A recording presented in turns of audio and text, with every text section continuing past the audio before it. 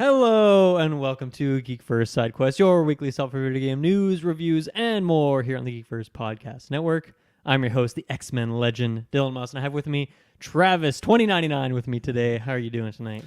I'm doing very good. I'm excited for this topic. I'm excited to dip my toes back in some of these games that I've not really played in a long time, but I'm excited to talk about it. I'm sure there's a couple that I feel like we've talked about, but maybe do a deeper dive on them and bring up some images and whatnot. But I'm doing well on a Tuesday. I blame people if you're wondering why is Sidequest a day late. It's because of me, and I had a family dinner. So I thank Dylan very much for delaying it one day for myself so I could be on here.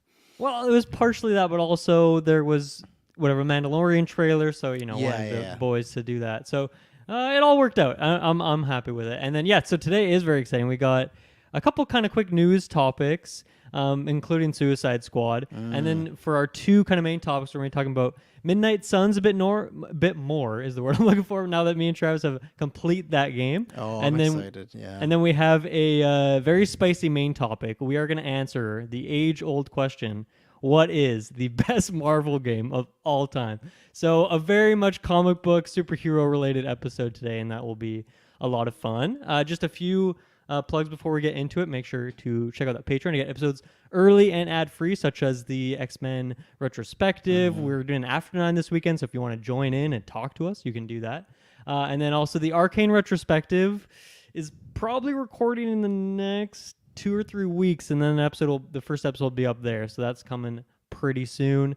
Join the Discord, the Facebooks, Twitter, Instagram, all that good stuff. Make sure to leave a review. That helps us out, especially Sidequest with the newer feed. That always helps a lot.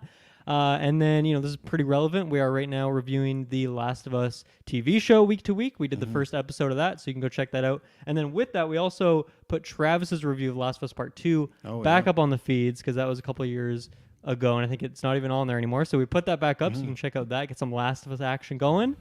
And then also, in this last week, I did a bonus episode doing my Fire Emblem ranking and a kind of a history of the series as well.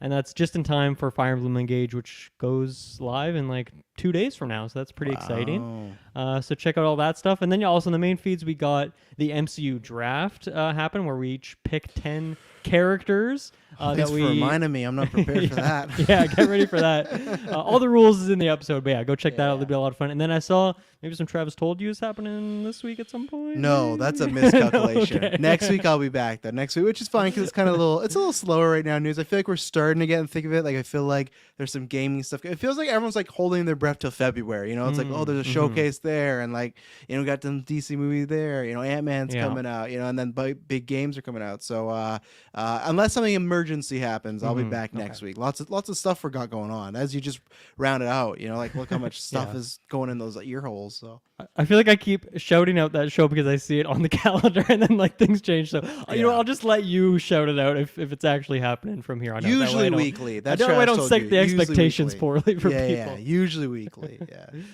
Okay, cool. Any other shout outs from you, Travis, or should we get right into it? No, I think that's everything. Just if you're, that's a lot of content. How do I keep up? If you listen to it all, you got the main feed, but also you got all the separate feeds. Like Dylan's talking about Sidequest. You got one for news, you got one for reviews, one for retrospectives. With the retrospective, that one last year was a bit more lighter, but now when we have like these plans of movies, stuff like that, like when we record in advance, it'll be fuller. So that's it. Yeah. Sweet. Okay, let's get right into it with the news. Now, I mentioned Suicide Squad. I actually want to do one quick shout out before that, which is that I feel like recently, in the last couple of years, strangely, the timing of when I got an Xbox, I've been very negative on PlayStation. Now, it's not just that. I don't think I'm like a fanboy by any means. I just think a lot of the direction that company is going are things I'm not necessarily a fan of. But one thing that they've always been great with, especially in the last couple of years with their first party stuff, is their accessibility.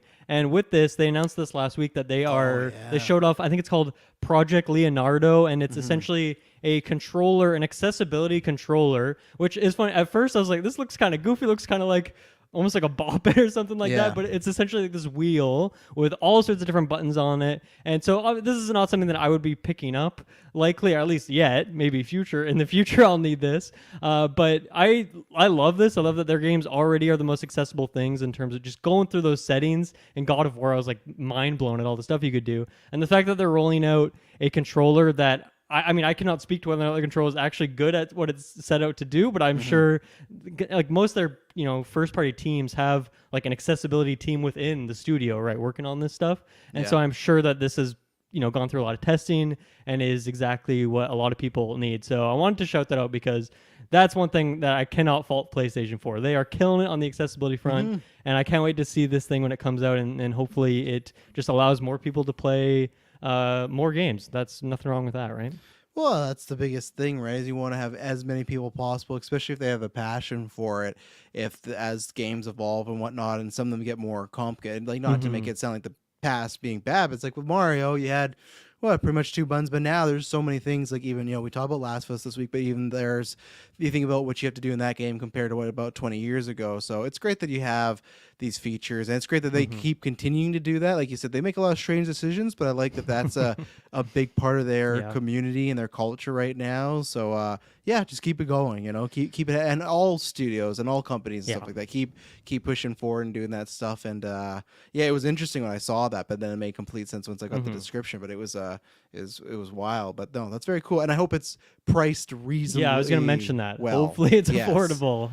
It to me should be the same price as a regular controller as well, or just like a controller. Yeah, that comes, it's hard from the images how big it is. Like I couldn't tell if it's like huge, like the like steering wheel of a car, or if it's like the size of a controller, but just has that different shape to it. We need a hand. We need someone holding it. Yeah, exactly. That's not a professional Hand athlete too, so we can it's not like a basketball player. We're like, okay, that it looks small, but yeah.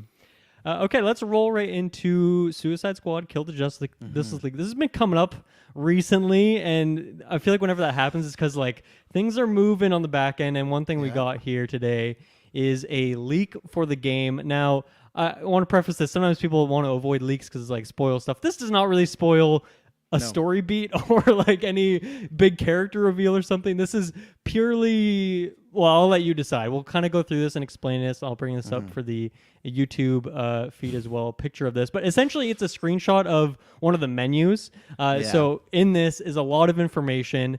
So for the audio listeners, essentially it shows like your character and then your teammates in the background. On the left side of the screen, it has like a little image of the level you're about to pick. It has game mode, chapter select difficulty, matchmaking, and a little message of the day, which is funny. The message of the day just says "killed the Justice League." Like I'm sure when you click on it, it's actually something else. But for the sake of this early test build, it's just like filler art, which is funny. Every day, that's the only message the Suicide Squad gets: is kill the Justice League until they don't kill forget. them. That's the goal. Yeah, they're still alive. Yeah.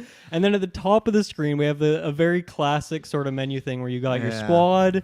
You got your looks, which I guess is what they're calling like costumes and stuff, which is funny. They got loadout, talents, social, battle pass, store, codex options, and then there's like various currencies or maybe like skill points for your characters. It's unclear exactly what some of that stuff is. But yeah, Travis, you wanted to talk about this, so I'm curious what it was about this that really I don't know, was getting you intrigued. Well, I think it's interesting because this news, it came out like yesterday, like later yesterday. So maybe for some people Eastern, some other countries, it's bedtime or later and whatnot. But like it came out, and it was like, okay, it's there. But when I woke up, my timeline was just filled. All I can say is with massive disappointment because like I thought it's interesting because we talked about it's like Squad got revealed now. I think it's like 3 years ago now when fandom happened. They revealed and the Avengers comes out. That doesn't go the way they want to. And all the narrative we heard like from scoopers or behind the scenes was like, okay, this game was going to be very similar to Avengers, but they've pulled it back. They've done some retinkering and it's going to be maybe more story-based, character-based, just player-based, stuff like that. And then to me, this screenshot comes out and maybe there's a chance that it's an old one, but I don't think it is. And then there's other people that were in the, in the video game scooping world that are like, yeah, this is pretty legit from what I'm hearing and stuff like that. So I think what's interesting is seeing the words battle pass is a deflating thing because like I love Call. I think what's deflating the most is this just looks like a Call of Duty menu, and I like Call of Duty Warzone, but it just looks like that. And now I'm curious, and this is why I want to pick your brain about like, okay, it made sense of it got delayed so many times, right? And I guess games in general just get delayed, but the narrative was, okay, it's been pushed back a bunch because they're retinkering and maybe changing it up. But to me, if let's say this is a screenshot, a leak from a current build of this game, this doesn't look like anything's changed up. Maybe there's a more synchronized story, but with like this goes way past Avengers as far as having like loadout, battle pass, like those names. Like they had similar things when it was like hero meter, but it's like this just feels very games for service, and I'm very curious how it's gonna do. But I just feel like the games of service for like superhero stuff has not panned out, and I don't think Mm-hmm. this is gonna. And I feel like this was just a people were kind of holding out hope when I got this from our Discord to just people I follow. It was just a massive, just kind of drop of hype, and people I feel like have dropped on hype this a little bit. So why do you think, like, is it just general delays then, and maybe that narrative was just something people kind of built up in their mind of, oh, that's why it's getting pushed back because it's going to be changed up because. This looks like exactly what we heard about a games of service, similar sort Mm-hmm. of setup. Yeah, I guess what I'm so curious about with this game is if you look like once again, yeah, the screenshot looks exactly like what Avengers is too, right? That's the thing, the layout of it. But, with that game, it had like a 10, 12-hour long story that Yeah. was a story that progressed, and there was stakes and there was things that going on. You played with these different characters, and then there was the live service element attached to it as well, which were kind of two separate things. Just meant to play through the campaign, figure out how the game works, and then go online with your friends, and it offers replayability in that way. And so I guess that's where my question is what is the focus of this game? Because if there's a like, I think it would have to be more substantial than what Avengers had, but if it say has like a 20, 30 hour long story where you're going through and you're doing these things, you're in this, screenshot, your objective is to kill the Flash. So you're going through, you're killing the different members of the Justice League. And then that, online element, the battle passy stuff of it is kind of an added thing. Then I don't think that's as much of an issue. I think Yeah. obviously the issue is that people really bounced off Avengers and disliked that, and that's exactly what that is. So I think if it is just similar to what Avengers is like, no matter like whether or not it's better or not, which who knows? Because I mean, the studio that made Avengers was very reputable as well as Rocksteady is. So that part of it is kind of hard to say. So yeah, I and the wording is very important, right? Because Battle Pass and Season Pass are very different things. Season Pass is like, okay, you buy this thing, you're gonna get like all the DLC going, and normally you don't have to like, grind super hard to get access to that content. It's just when it's out, you have access to it. Whereas Battle Pass is like, okay, here you buy this season, whether it's a month or longer, and you have to play a fuck ton of the game to get this stuff. Which for a superhero game, that sucks. Like think about Spider-Man 2018, you get like 30 costumes in that game just by playing, unlocking, doing side quests, things like that. Whereas in a Battle Pass game, that sucks if like you're gonna have the default Harley unless you pay an extra $40 in a month, and then you got to do that for a whole year to get like a swath of costumes. So I think it really comes down to the details of it. But one thing I was really curious about looking at this is game mode. They have like game mode and chapter select here. Chapter select, interesting. Like to me, that feels a bit different than like the kind of war table pick a mission, but it could just be a different way it's worded. So that's how maybe I not took it. That's super just weird. yeah. It just does seem more of a single player-y thing. But then game mode, like what do you think game mode is in this? Because I don't think it's related to online. Matchmaking's a separate thing. And it's Yeah, clearly I not guess you're difficulty right, either. So like yeah. what is game mode supposed to I be? wonder if there's like you get this map and there's two where you could play like through the story again with friends, or the story for the first time with friends, or if there's just like a simple arcade beat 'em up sort of thing. Because I've never played it. Me and Taylor got to dip our toes back into it.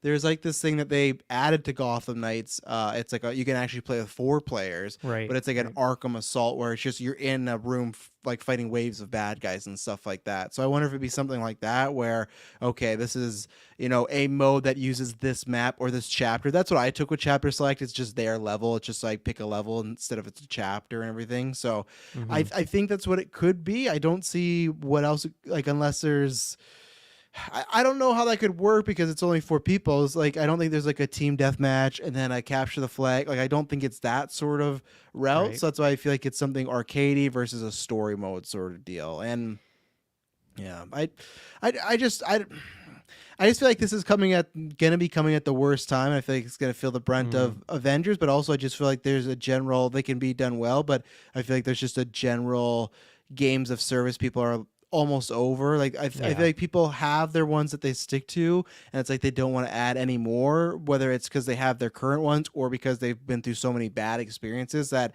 I don't know. I'm very interested what's going. I'm even review. You picked this game for review, right? Didn't you? For review, like For the do you mean draft. I did last year. I don't think I put it on my list this year. Did we all? Did anyone, or did we all stay avoided? I can't remember if we. I'll check avoided real it. quick. I think we all avoided it though. Yeah, Give me a moment here to look for this. and it's a thing that like I probably still will because we do the podcast and whatnot, but like my interest in this game has never been lower, and especially because I love DC, I love Marvel stuff like that, but for me, like I'm not dying also to play as any of these characters. Like I like them Right. all, but I'm not like, man, I can't wait. And even my worry is with it being like this, like kind of games for service stuff like that, like the fact that I see King Shark with a gun makes me like Yeah, they're all just holding basic guns. yeah, and that's what Even makes me Kevin worry. Boomerang has got a gun in his Yeah, it's a gun boomerang. That's my worry, is that there is like maybe a team deathmatch mode, but what is it? It's just you running around with these characters that have guns, and it's just like Yeah. that's my thing of like I feels everything about this is starting to feel wrong, and it's disappointing because it's rock steady. But yeah, I don't Yeah. know. It's everything. I think this leak has really actually done a lot of damage for just any excitement was there, because I've had multiple people now say, you know what, I'm gonna wait for this to be half full. Like it was that people that were teetering, and then this came out, and because you know if it gets confirmed, then it just confirms. I feel like there's a lot of people that have now taken the, I'll wait till Thanksgiving sale, whatever, spring sale. Like I can wait a little bit, so. Mm-hmm. I was also wondering too, because I've only played to the end the first Gotham game. I can't remember the subtitles of all of them, but the first one, and then 2 and 3 were essentially open worlds, right? That maybe had Yeah. like some dungeons. Yeah. So I'm also curious with this chapter select here, because I kind of assumed that, and maybe they've talked about this and I just forgot this detail, but I just kind of assumed once again that it would be an open world Gotham situation. And so these chapters, I'm kind of curious about that, whether it's like, okay, you're unlocking different areas as you go along, or what the structure of that is. Do you have a preference? Because I mean, Avengers was like, okay, there's 5 or 6 different areas. There's like the desert, and then there's New York and whatnot, Yeah. and then those are generally kind of somewhat of a smaller open world. But then the different missions will have you go to different places within those and whatnot. But it didn't really feel. It felt very disconnected, and all the areas felt pretty small. And the level design. I mean, one of the big reasons that game, I think. I mean, I like Marvel's Avengers. I had a good time with it, but the level design is kind of boring, and I think that hurts the It's very replayability samey, when you're just going in again and again and again doing these different quests. It sucks if it's not really fun to navigate that world. So, how do you think this game is going to tackle that element of it? Because I don't know. To me, I see like if this is still a big open world Gotham, and you can truck around with your friends or alone. Like that could still be pretty cool, even if it's split into these chapters. So I'm curious how that'll go. Well, you're just describing Gotham Knights then, like that's because Gotham Knights had that where it was open world Gotham, and it was biggest. They kept saying that all the time, biggest Gotham. It's just the game is like a little lackluster in the combat, but honestly, that would be the ideal thing where if it's be in Gotham but go to all these places. But I think because they're fighting Flash, they're fighting Superman, it won't just be Gotham, and I feel like I think it's gonna be literally very similar to Avengers, where instead of the desert, you'll have Metropolis, you'll have Star City, you'll have Gotham, like that. I think the heroes that you have to go to, like hell, I don't know, do we like? And even though this sounds fun, like with Wonder Woman, do they go to like a Themyscira or something like that? I don't know how that works. Is the Suicide Squad showing up in Themyscira? But that literally could be like your desert island type map, right? So I think it's going to work like that, where the map selection places are going to be the hometowns of heroes that you're fighting, because they'll be infected and you got to go there. So I think it's going to be, again, very similar to Avengers, and that's what's just surprising, because that was the narrative that it's very similar, and then it like went away for a while. So it was like, oh no, maybe it's not, and now it feels like it could be. And now like this thing, Kill the Flash, this just looks like that could be Star Lab. Like that's a place where like he has friends that work there and they help him with the suit and stuff like that. Like I'm not sure if it says anything. Yeah, that could easily Kill the Flash. That could easily be Star Lab and stuff like that. So that's the thing where I think it's going to be like Avengers that way. I don't know if they've ever said open world. And I will say one thing graphically. I love the look of all of them. They look very cool. They just look very fresh. Like they look very like cutscene in a good way, like cutscene animation. I know this is just the menu, but I like their like King Shark Blue is popping off. Like I like that part. It's just everything else is a little distracting. So yeah, I think in Superbad, Mike brought up another point here that I wanted to touch on, which Avengers had the same 2 boss types, which that is another huge criticism for me in that game, is that there was just not enough variety in the bosses, and that's big thing I'm curious now with this game is, particularly because I see this, the objective here is kill the Flash. Like, is the structure of the game going to be whether or not there's that separate single player thing like Avenger style, or if it is just all live service, you're going in and doing different quests. If that element is like, it'll just randomly roll you, okay, now I'm going to go into this mission and fight the Flash, but you never actually kill them, right? You're always just fighting them, and then, you win the fight, but then they like get away or they come back, and you're never like, there's never actually the stakes of, once again, the title, the namesake, killing the Justice League. Whether, you don't have to kill every single one of them, but even if you're like, a few of them you can actually take out permanently. Like, how does that shuffle back into that service game element of it, where you're going to play this thing over and over again? Is it once you've killed all 6, whatever it is, of the main Justice League, then you're just fighting generic baddies for the rest of the time? Then, like, who would want to do that? And maybe at that point people check out, and that's okay. They've had their experience with it. But I don't know how they find the mix between those two. That feels like a really hard balance to strike. Well, I wonder too, like our complaints with Avengers, and might be unfortunate for this game that you mean like Avengers. I know other people do, but I wonder if there's a chance that this game could be exactly like that, but the better version where, okay, you have the same boss battles, but instead of, like Mike says, just a Taskmaster, Abomination, this time you got the entire Justice League. So it might be Aquaman, Flash, Batman, Superman, Wonder Woman. Like there's like 6 to 7 variety of bosses, and that's where like even locations. And you could even mix and match them. Like one fight you could be against 3 of them and stuff like that. But now to me it's a worry of like, let's say it comes out and all the reviews are like, oh, this is what Avengers should have been. I feel like people have just already soured on that concept that they will kind of stick around and go, they'll probably be clones of Justice League. Yeah, that, or they'll be like Bizarro, who's like an evil Superman and stuff like that. And plus there should be, some people think Starro might be the bad guy here. So like there's another maybe big like actual villain boss. Like maybe there's some actual villains you could fight in there, because the Squad does that too. So that'd be great if you had more locations, you had like a better, vibe with the open world level and more bosses. It's just a question of, okay, is that going to be what they do? And maybe that's why it's delayed so much. Maybe that's why they're taking their time, because they want to be big and stuff like that. So we'll see. The other rumor that was going around too, because that's why people think a lot, well, this leak most people think is true, but there's another leak too that it's not it's like minor story stuff, but it was just something like at the very beginning of the game, like Flash does a bunch of timeline stuff, so it's like it is in the Arkham universe, but it's like it's very like a wink and a nod, like, oh, but it's like in a different, so it's like they're using that as like, yeah, it's Arkhamverse, but it's like right away it's like, oh, maybe not. So that there's leaks out there if you want to find them, but I think someone in their camp is letting a lot of stuff go this week as far as story stuff and everything. And I will play. Like I said, I will. I'm the comic books guy. I think I'm the only one getting this game on the podcast. I got to see more. I mean, that's the thing. We've barely seen any gameplay. That's where it makes a leak like this like really bad in a way, because then we start just like filling our own ideas with it. We see Battle Pass, we get scared. But like that would all not be there if they were truthful in what they said in the wording, and then they backed that up by showing some gameplay footage, showed here's what it's like, here's like a 20-minute sequence. And so we'll probably get that soon. We gotta be. I mean, their last game was like 8 years ago or something. So this feels so similar to Avengers. Remember it had that trailer, just snippets of gameplay, and then we didn't get like a full gameplay reel for like months and months, and then it was very quiet, and they went away for a while, and just go buy Midnight Suns, just go do that. Yeah. Speaking of that, let's switch universes, but we'll take our first ad break real quick. Okay, we are back. So yes, we're switching from DC over to Marvel here. Now this might be a bit weird. So we're going to talk with spoilers open on Midnight Suns a bit here. Now, strangely, normally we do a spoiler thing at the end of the episode, because then someone can like tune out and come back later kind of thing. This is in the middle of the episode, our main topics afterwards. But strangely, I don't feel like Midnight Suns is a game that you really need to worry too much about spoilers. Like we could talk about some of the end game story stuff, or like there's a post-credit scene that we want to talk about. I don't really feel like any of that matters. Like I feel like you're playing Midnight Suns to be invested in that gameplay, and like I don't know, the story is probably not like the main thing. Maybe those individual conversations and stuff. So just a precursor. I'll put timestamps in the descriptions and whatnot. But we want to talk a little more openly here about Midnight Suns. So we've both now beat the game, completed it. I think I spent a lot more time with it than you did, because I was doing a lot of like general mission grinding. I was trying to get a bunch of the achievements and whatnot. But we still this is a long game. We've both spent a lot of time with it. So we did our review, it was like 2 hours long. But how are you feeling now that you've beat the game? You have all the characters. You've seen what the story had to offer. How have your thoughts evolved?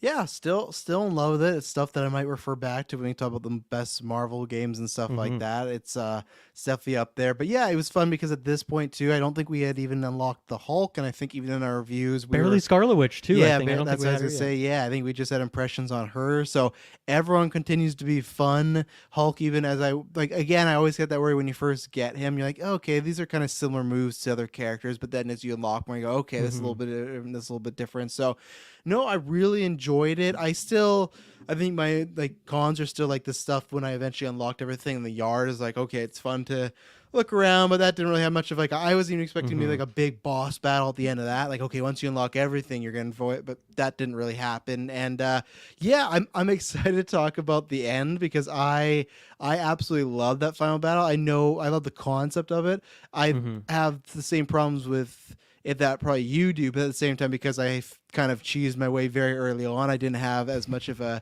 journey with it. But I thought it was a really cool idea, story wise and gameplay wise. And it's one of those things that I think that's the best final bosses missions you can do in a video game, where it feels like everything you've learned or done and before has to come into account here, whether that's little tricks you do, whether that's like the real placement of, okay, I got to do this card specifically here, whether that's like we talked about, you don't want to just have one weak character on your roster because you're eventually going to have to use them. That's what I love about the finale. It's like you have to use a bunch of people, and if Hmm. you left someone in the dust, you're going to pay for it. And luckily, I don't think either of us did because we kind of enjoy all Well, the characters. So they even like take away your four strongest characters, and yeah. I don't know how exactly they determine that, whether it's like how many skills you upgraded or stats or friendship level or something like that. But yeah, like they specifically take away your quote unquote best characters as Mhm. well, and Which you is don't super have fun. the ability to choose your composition and whatnot, so it kind of throws you off in that way. Yeah. Uh, I wanted to just in terms of like the general gameplay of it, I like the reason I was going back doing all these general missions, hunting achievement stuff because I love this game so much. I had so much fun with it in the I guess rest of Act 2 and closing out Act 3 for this thing. Mhm. Those Scarlet Witch and Hulk are two characters that once again like the move sets they have here are so true to who these characters are, and they're all so unique strategically. I think Scarlet Witch might be my individual favorite in the game, which is cool that a later game character can do that. But I just like the area of effect spells she has. Oh That yeah. one where you can just like all the enemies in the area will attack each other, and then you can upgrade it so it has a 50% chance that all of them will attack twice. Mhm. And you just like get the thing to increase her range, drop that on like 8 enemies, and just sit there for like 3 minutes as they just slowly chip away at each other. It is so satisfying. And then Mhm. Hulk's rage mechanic I found really tricky to use. Like it has a high skill cap of trying to build your rage up without using it, so you can get like really powerful. I guess for the like big super attack, essentially for your big Mhm. heroic attack, you can charge it up and get like more damage on that. And so I really liked his mechanics as well. And It's it was great for tricky because heals too, though. I like using that where you build the yeah, rage and that you just ability. absorb it back too, which is really good in Hmm. that final boss battle when you're getting hit by some heavy hitters. So And it was even just cool to see how when I first got him, you're at this point in the game where you have like tons of cards with all your characters, so you Mhm. can build your character. They're all upgraded cards, or most of them will be. But then Hulk, he's got his basic move set, and he's the same level, but I felt like he was getting wrecked for a few missions. But I used him a yes. lot, got some abilities with him, and then like eventually his HP is insane, Oh and yeah. his like ultimate his Midnight Sun legendary ability is just I'm gonna hit every single person on the map for like 300 damage or something, especially if you have rage built up. Like just insane. It is so fun. He's so overpowered, but they all feel overpowered. It's great. First time I did that was in the final mission. That's when my game crashed. I was in, yeah, it was so annoying because Mine bugged out and the boss like glitched out of the map and then mm, like walked back in, but then I couldn't target them, so I had to reload a save. So it's funny that ability is so overpowered that the yeah, game can't even it handle it. reminded me of when we played Marvel Ultimate Alliance 3 on the Switch and like when Yeah. things would pop and all, when they do like their ultimates together and it was like, oh, look at this frame rate. That's what happened. It was the frame rate was going and then it just crashed. Luckily, it did auto save, but at the time I was like, I can't remember where I was in, but I was deep enough that I was like, I didn't want to not stop at this like it wasn't like a Hmm. point, oh, I could just die and go right back, and that was the problem with the final. And then I was always scared because there's a point where I had to do it again and I was scared like, man, if I'm stuck because there were so many enemies but I need to hit this move. Luckily it didn't, but I think when I played the final mission, I think it crashed about 3 times, once with Hulk and then just twice like other random times. And I get it because there's a lot going on, but that was the most kind of buggy the game ever was. Luckily, Mm-hmm. there's autosaves. I think one didn't autosave, and it was only like I was only like a little ways back, so it wasn't too painful. But the final mission, that's where I had the most bugs with this game. It's just a couple crashes here and there. So Mm-hmm. Yeah, and yeah, talking about that final battle, you Travis, you got to see me at my worst when I was just so salty at this thing. But yeah, going into this battle, it's very long. There's multiple phases to it, multiple waves of enemies, different bosses you're fighting. Once again, spoiler gates open. The structure of flipping it and you got to fight Hunter, I think, is great. And you so like, much fun. Some of those So much strong fun. abilities that you've been leveling up, they're using right back against you. So I really like that element of it. But yeah, like the tagging in, tagging out system I thought was interesting because you could like use a character until they're like 20 health and then swap them out and be okay with it. But then there's also the roll the dice with it, where like once I got Charlie on my team and I'm like, okay, he's not really that helpful right now. No. I'd rather have anyone else other than the dog in this particular moment. And that one too, because you'd have this thing where in these levels of like, okay, so you got to fight Hunter turns because they take them over, and then like Dylan's described it, it's like a you don't move up actually, but it's literally like a Mortal Kombat level system where you're fighting a group of guys, you're going up and unlocking heroes. But there's this thing where you can't have anyone die. It's not like other games where if someone dies. So I got mad one time because when I got a Hunter doing really well, and again I was saying, but still cost me a round where Charlie died, and that counted as a down. That same thing happened to me. I was so salty about that. And I never used Charlie again because it's just like he's so weak. I was like, I like using him, but I didn't want to risk it because it's one where I was doing really well, and the dog is just going like, wow, I wasted all this time. So I never used Charlie again in the final. It soured me. So, but I don't mind that. It's tricky. It's just you have to. It felt like a final mission to me in a good way, as far as okay, I really have to think about what I do here. So, yeah, I think the reason I was salty going through is I mentioned it had multiple phases to it, but there isn't like the way the game works is it auto saves after every turn at the end of your turn though. So like you've already taken all your actions. Usually maybe you'll have like an extra movement or something left or a redraw, something like that. But like all of your card plays are probably gone through at that point. So if you reload your save, you can't really change the outcome of what's going to happen on the enemy turn. And so I like reloaded a couple times and like tried moving a unit into a different spot, but like no matter what, Hunter would do that massive slam attack and killed. I forget if it was Charlie, whoever it was. Anyway, I couldn't survive that. And I was really salty. I'm like, man, I'm gonna hour and a half, 2 hours into this mission. I'm gonna have to redo it.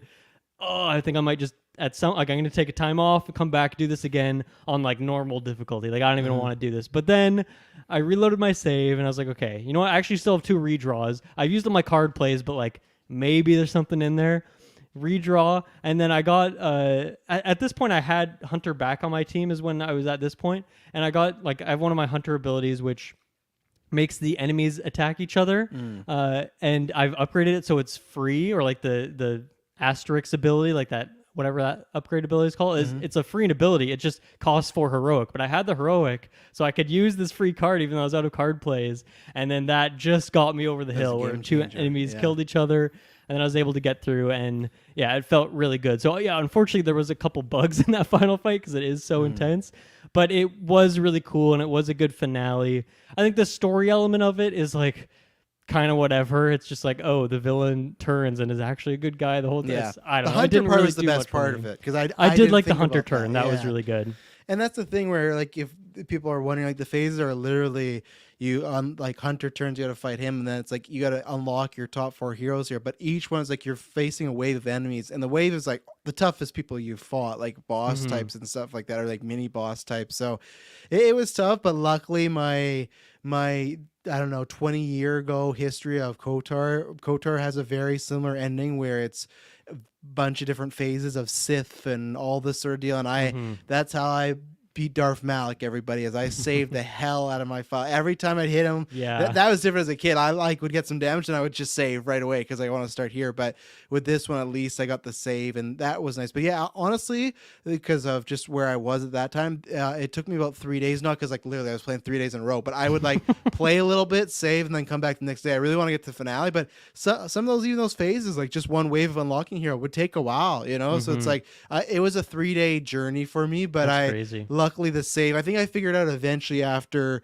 I died the first time, because I had gone, I think mine were Spider-Man and Cap, and then I went all the way back. I'm like, you gotta be joking me. Like, there's no way I have to start from the beginning every time. So when I beat the first one, I'm like, okay, I gotta see if I can save, and luckily I could. If I wouldn't have saved, yeah, I would have had to drop the difficulty, because there was no way I was gonna be dying and going back every single time. Like, that's that. So I like that they did put that in there, because that would have been too much for me. So Well, I love too, like the story side is that side of it is that Hunter's collar breaks, which like Yeah. unleashes her full power, and which makes her like evil for a moment. Then you get her back. But then I love that you still just have a very overpowered Hunter. Like she has like over 1,000 health. Oh, Her yeah. stats are increased. I think all of her things are either critical or like they're all upgraded versions. Like just all your cards are like way stronger, and that was super fun. Like I can't think of many games that are like, okay, this is the final boss fight, and we're gonna give you a final boss as well. Like it's not just where you've got to in that point. Like we're gonna overpower them by like another 100% from where you are. So that was a cool twist. And then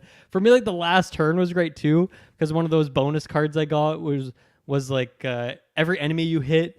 In this, with your next attack, will instantly KO them. And so it was the first. I got Nico as my last character, and then I have Nico's Midnight Sun legendary ability, which hits as many times as you have heroism. And I had like a full, I think I had like 9 or 10 heroism. So I popped the KO card, pop that, and just hit every single enemy at the same time, KO all of them. That felt like the best way to have my final turn. It was like the perfect ending, just like go crazy in this last moment. I think mine was, I think I had that with Cap, and I had like the shield throw, boomerang, where it's just like you can hit everybody, and luckily they're all clustered together, so I got pretty much everyone. So yeah, it was it was satisfying. It was a good finale. You know, I have, like, obviously tough, but I have fond memories of it. It's gonna stick with me. So Okay, with that, do you want to explain what happens in this post-credit scene? Once again, spoilers. Spoilers are wide open here. But do you want to Yeah. explain what happens in this post-credit scene? Well, it's been a few weeks, but I feel like you're seeing Earth. Like, I know the big thing, but I feel like you're seeing Earth, and it's like rotating, and there's another planet, and someone's just kind of watching, and then of Well, course, yeah, there's- actually, because like whenever there's like shift to Act 2 or like does these things, there was Yeah. always a shot of space or like Yeah. of Earth, different planets, and I never really thought about it too hard until anyway. Go ahead. Yeah, and then this big old, silver, whatever it's made of, arm comes out, and of course steps out watching, and you can tell from the arm, from the cloak and everything, it's Doom. And I had said this in the impressions, because Lilith at one point in one of the conversations talking about, or when you just have those weird, just like dream sequences where it's just Hunter and Lilith just going back and forth, she had mentioned someone like he's so powerful, and something about like a man of science and magic and stuff like that. And like I said, I said impressions that I think Doom would be in here. Now, I did think we were going to maybe fight Doom. I actually thought we were going to fight Red Skull at one point too, but we never did. We just kind of got to his base and stuff like that, right? But Right. lo and behold, it's Doom. And it's funny because I feel like that's such the, like, feels very Marvel Ultimate Alliance, because they would always do those tags, and they would like rarely pick up on them, because it's just a different game to the next. So we talked about that. It's just, I doubt there's any Discord or there's any DLC tied with this. So my worry is that they thought, okay, well, we're going to do this and hopefully get a second game. But my hope is that maybe one of these DLCs come out like, oh yeah, also one of the bosses you're fighting is Doom. I'm really hoping that, just because I just don't know if we'll get a sequel unless the sales, like, it's selling, like, I think, like, not like other games are, but my hope is that it's good for them, like it's a barometer that it hits their expectations. So but if not, I really hope that's something, because if the tease, that's gonna stick with me for the rest of my life now. Is like you said, it's not really about the story, but I would love if we had it too, and that was the theme. We talked about this before, like a Fantastic Four, a Silver Surfer, like these characters, you can make it more spacey, instead of like this time being,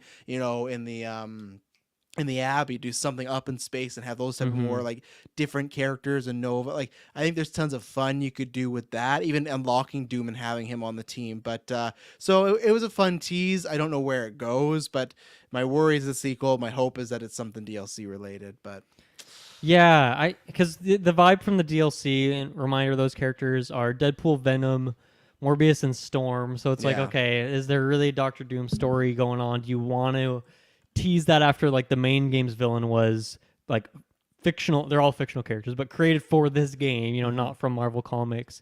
historically. It's like that seems like a weird decision. Okay, we're gonna tease one of the biggest Marvel villains and then not actually go through with it until the DLC or just at all. So yeah, the sequel part of it is. Like obviously, I would love that. I want them to do an X-Men version of this. I want this space version. I want the Fantastic Four plus Friends version. I want all that. I hope their next game as a studio gets to continue to be Marvel stuff. But yeah, I think it's just a kind of a symptom of where we're at with the MCU and stuff like that. Where like anything comic book related, game, TV, movie, whatever it is, like they feel the need now to have these post-credit scenes, these teases for things. Like Ultimate Alliance 3 had this as well. Like Galactus is teased in the whatever post-credits thing. Still waiting for 4. Yeah, and it's like, I don't think they did that with the intention of like, okay, we're definitely doing the sequel. The contract, we're doing 3 games. It's just like, just something they almost feel the need to do. And I think that's probably the same case here, where they had no certainty that they would be doing a sequel here, but I guess there's just. People expect that now. I mean, I expected it. I was waiting till the end of the credits, even before you said, hey, did you see this thing? Because I was like, something's got to happen. Which also, okay, this was very funny. I finished the game, was going through the last cutscenes. There's a cutscene where they're all in the library, or there's a few characters in the library back at the Abbey talking about stuff. And then my game just like crashed. And it was at a very weird moment, but the crash was very strange where it put me back to my menu. And it didn't really feel like a crash. So I'm like, okay, I guess that's strange. Like you beat the game and it kicks you out. It's like, hey, you did it kind of thing. I'm like, I was expecting like the New Game Plus to pop up here. So I had to go back in and I had to like reload it and then just like, I could skip all the cutscenes. So thankfully it wasn't that bad, but it was kind of goofy. So I got that post-credit scene. I'm like, is that the one Travis is talking about? Because that's just like a very generic, like there's someone else out there. But then, I watched it again and got the true post-credit scene. So. And I will say, just so you know, Lilith is an actual comic book character. Because I think I heard you on Sidequest. Yeah, she's. What about Chthon? Is Chthon? Yeah, Chthon is. Yeah. I think there's even rumors of that popping up somewhere. Well, there's that, but then there's also some weird rumor going around for the MCU that Kang actually was the creator of the Darkhold. So we'll see what's going on there. So okay, yeah, yeah, there's interesting stuff, but but she's not that. She's actually newer because I got the date for. She's 1992, so she's like she's around our age, And that's the same Lilith as this, like. Yeah, I mean a different art style, of course. Yeah, the look looks a lot different. Like she's very, I was gonna say like horny, but like very like bony in these and stuff like that. But yeah, she's always look a little creepy and stuff. Disappointed that you didn't get to fight her? Yeah, I thought it's tough. I mean, the Hunter fight is good, as we talked about. So it's like, okay, that I am satisfied with that, but at the same time, I would have liked to see one more boss moveset because all the bosses had some unique ability, whether it was Crossbones who's always spamming grenades that are, AoE attacks, so you have to make sure you're moving correctly, or the Sabretooth who's always frenzied, so like you always have to plan out each attack will never die. Your heals and stuff. He'll never die, so each of them had like a unique mechanic, so I guess I was hoping for one last boss like that instead of I guess like a wave-based thing and a Hunter fight, but I agree. I guess it's one of the things though. If I would rather take the Hunter twist or the Lilith fight, I would take the Hunter twist. But in a ideal world, I like them both because I thought you could easily just beat her and then she snaps at it, right? So it did feel like even when you get everyone and then you unlock it, that only felt a little anticlimactic because it was just it's over now because it went on so long. It didn't feel like that exactly, but thinking back on it and not having a boss battle is kind of strange. So I would have liked that, because especially she's built out the whole game, right? So well, we'll be back soon to talk about Midnight Suns because it sounds like the first wave of DLC, the Deadpool specific one, and who knows what the story content is, what else is with that, is coming out in February, maybe, hopefully. Is that just rumored? Yeah, so rumored well, right now? They tweeted something that was like, see you in a month. This is paraphrasing, obviously, but it's like, it was Deadpool, and it was like, see you next month or in a month's time or something like that. So that's what it sounds like, but maybe that's just the announcement, and then the actual date is further out. Who knows? But we will be covering that here, of course. And how about with that, we'll take our last ad break of the show, and then we will get back to that main topic. We'll be right back. Okay, we are back, and of course, many people saw this in the headline of the show, and they're probably pretty excited for this. So we're going to be discussing what is the greatest Marvel game of all time. So this is tricky, right? I think you can kind of look at this two different ways, or at least that's the way I came into this, which is, okay, what is just the best game, whether it's mechanically, story, visuals, fidelity, whatever you want to say, that you could say happens to be a Marvel game. Or there's like, what is the best game that is really striking what it means to be a Marvel game, what is important to be a Marvel game. And of course, that could have different definitions for every person who tackles that kind of question. And so I guess for me, maybe the answer lies somewhere in the middle of these two things. Did you think of it that way too, or did you kind of come at it a slightly different way? Yeah, like I think it's kind of similar to the almost like a favorite versus best scenario, Sure. but I think that there's a couple that are the top dogs, but then there's a couple that are just whether it's replayable factor or like you said, I think you had a good explanation of just the world there, and maybe Mm-hmm. that is like games that are feature more than one character, because if you got one character, you're only getting a slice of the Marvel universe, right? And that's about it. But with Mm-hmm. multiple, you got a lot going on there. So. Yeah. So let's start by just talking about a bunch of different games, and maybe we'll use like a little bit of the Golden Geek format. Throw a Mm. nomination out, we'll talk about it. Maybe we can reduce it to a 5, and then we'll pick a 1, like the final. What is that number 1? We got to start by throwing Midnight Suns on the board because that was kind of Oh the yeah. reason for doing this topic. It was kind of nice tie-in with us wanting to talk more about Midnight Suns. And I truly feel like after beating this thing now that this has got to be one of the best Marvel games ever made. For me, it's got like the element of it of, okay, this has a pretty damn good roster, like a really in-depth roster. Whether that's the voice acting, you get a lot of conversations with these characters. The move sets are super good. And say what you about the visuals of this game overall, but like when you're in those action sequences, in the battles, the game does look good. And then the story is pretty good. I don't think it's maybe the best Marvel story ever told. But I also think it's doing something different in terms of the gameplay, like a turn-based tactics, but also not just your basic grid. Like it is something that feeds well into the Marvel thing. So for me, Midnight Suns is easily a contender here. I think it is. I think if I'm thinking about it in like a game of the game awards spectrum, and they do their best game, there's always like one indie game. This isn't an indie game, but I feel like that would take this slot Sure. because you're gonna have your vocal minority. If you're like, I love Midnight Suns, it's the best. Where there's either tons of people that haven't played it, or if they have, it isn't their bag per se. But it's definitely up there for me right now as far as just like superhero games in general. But Marvel, absolutely. I need some more time to let it age, and we still got some content coming up. But still, it's one that I know I'm already looking forward to when I do my playthrough and do the dark side and Yeah. stuff like that. And I don't plan for that with most games nowadays. Most games I get to play the once and that's it. So yeah, Midnight Suns is definitely very high up there. So Yeah.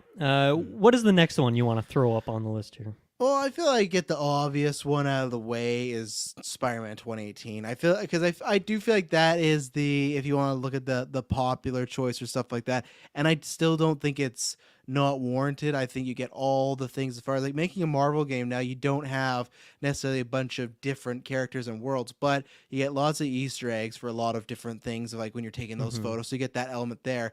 But I think one of the best things about it is the suits. I think having suits is a must for a superhero game. We have the Midnight Suns, but I think Yep. nobody that reads or watches comic movies does not want to have a hero and then a bunch of different suits to select from. And I know that's like the minute details, but that's more like the Marvel spectrum. But then It's everything important. else, That is yeah. super important for a Marvel game, in my opinion. Everything else, it looks great. It plays smooth. It has I think a pretty great story. At times, I think it's a little predictable. It's a little like, okay, you've seen the Spider-Man story done before, but it's like it's comparable. It's not it makes sense. It's one of these things that sure, the second you meet Doc Ock, at least to me, it's like, okay, I know where this is now going.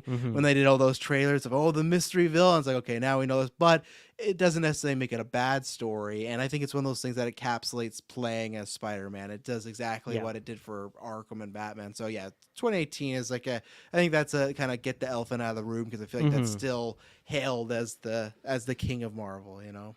Yeah, I mean that I love that story, and maybe there are some criticisms, but I do remember that it brought tears to my eyes. Like it was emotional There's some at good beats in moments. The stuff with Doctor Octopus and Aunt May and all that.